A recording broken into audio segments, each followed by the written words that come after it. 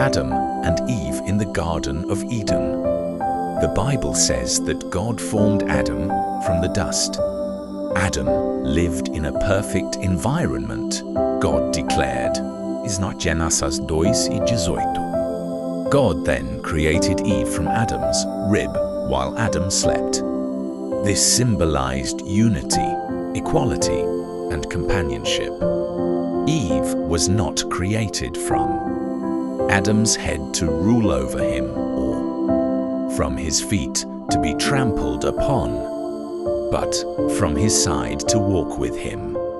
Adam recognized Eve as bone of my bones and flesh of my flesh, together.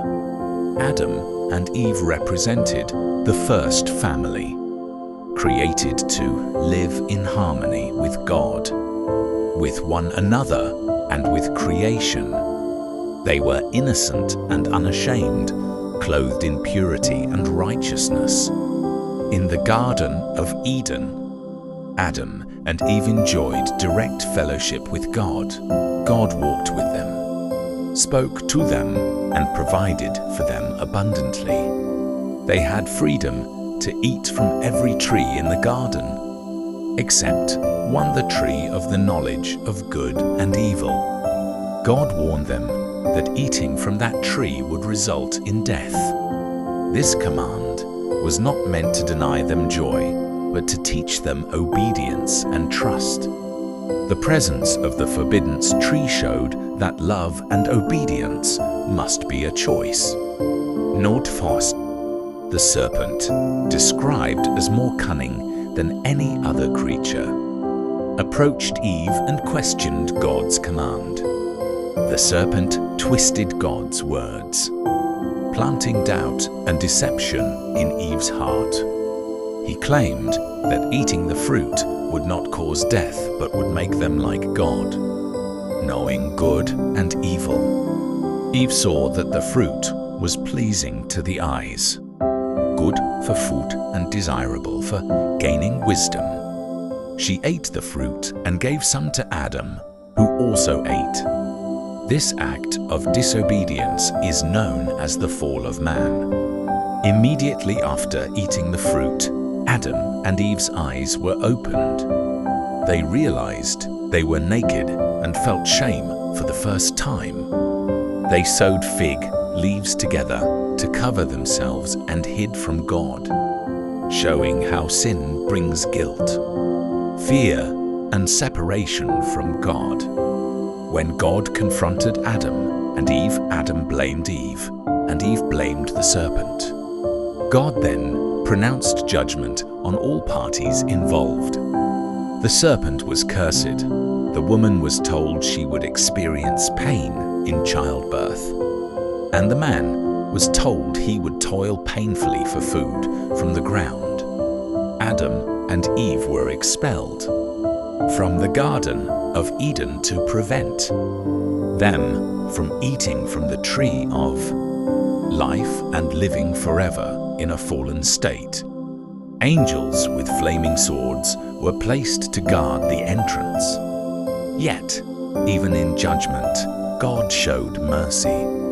He made garments of skin to clothe Adam and Eve, symbolizing forgiveness and the first act of sacrifice. God also promised that the seed of the woman would one day crush the serpent's head. A prophecy, not the holy silence that once wrapped Eden like a living hymn, but a heavy stillness one that pressed upon the leaves and hung low in the air. The rivers still flowed, the birds still sang, yet something had changed. The wind no longer carried laughter. The ground no longer glowed with innocence.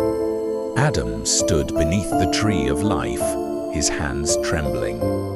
Eve stood beside him, her eyes fixed on the earth beneath her feet, as though she feared even the grass might cry out against her. Between them lay the weight of knowledge that could never be undone.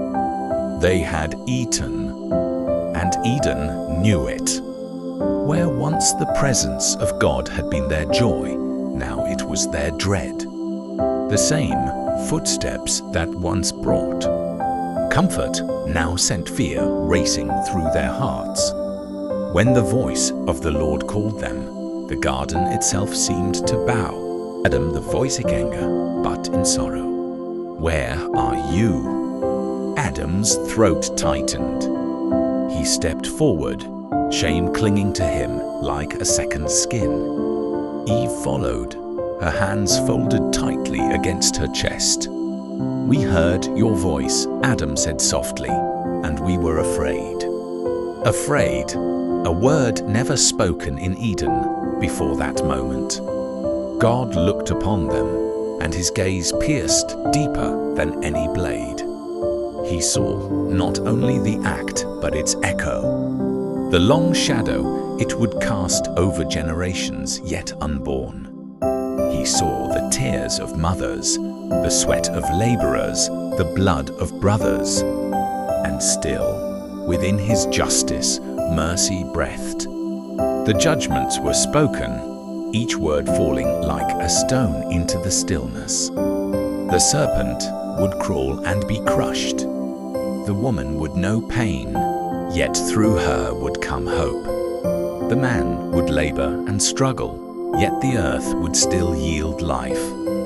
Then God did something unexpected. He clothed them. From skins he made garments, covering their shame with his own hands. It was the first death the world had ever known, and it wept silently as innocence faded. Adam felt the weight of the garment on his shoulders. It was heavy not just with leather, but with meaning. The cost of disobedience had been paid in blood. Eve's tears fell freely now. She touched the fabric, her fingers shaking. We were naked, she whispered, and did not know. God turned his gaze toward the eastern gate of the garden, where the light shimmered strangely. You cannot remain, he said. If you eat of the tree of life now, you would live forever in brokenness, forever fallen. And so Eden, the place of beginning, became the place of farewell. As they walked through the garden one last time, memories rose like ghosts among the trees. Adam remembered naming the animals, his voice filled with wonder. Eve remembered the first moment she opened her eyes and saw the world, bathed in light. They remembered laughter, peace, and the warmth of God's presence walking among them in the cool of the day. The flowers bowed as they passed, heavy with dew like tears. The rivers whispered goodbye. When God confronted Adam and Eve, Adam blamed Eve, and Eve blamed the serpent. God then pronounced judgment on all parties involved. The serpent was cursed. The woman was told she would experience pain in childbirth, and the man was told he would toil painfully for food from the ground. Adam and Eve were expelled from the Garden of Eden to prevent them from eating from the tree of life and living forever in a fallen state. Angels with flaming swords were placed to guard the entrance. Yet, even in judgment, God showed mercy. He made garments of skin to clothe Adam and Eve, symbolizing forgiveness and the first act of sacrifice. God also promised that the seed of the woman would one day crush the serpent's head, a prophecy pointing to future redemption. Lessons from the story. The story of Adam and Eve teaches many important lessons. It shows the danger of disobedience, the deceitfulness of temptation, and the consequences of sin. It also reveals God's love, justice, and mercy. Though Adam and Eve fell, God did not abandon humanity. Their story reminds us that choices matter, that God desires obedience rooted in love, and that restoration is possible through God's grace. The Garden of Eden stands as a symbol of what humanity lost through sin and what God desires to restore through redemption. Conclusion. Adam and Eve's time in the Garden of Eden represents the beginning of human history and the origin of the spiritual struggle between obedience and rebellion. While their disobedience brought sin into the world, God's response revealed his plan for salvation and restoration. The story continues to speak powerfully to believers today, reminding us of our need for God, the cost of disobedience, and the hope of redemption.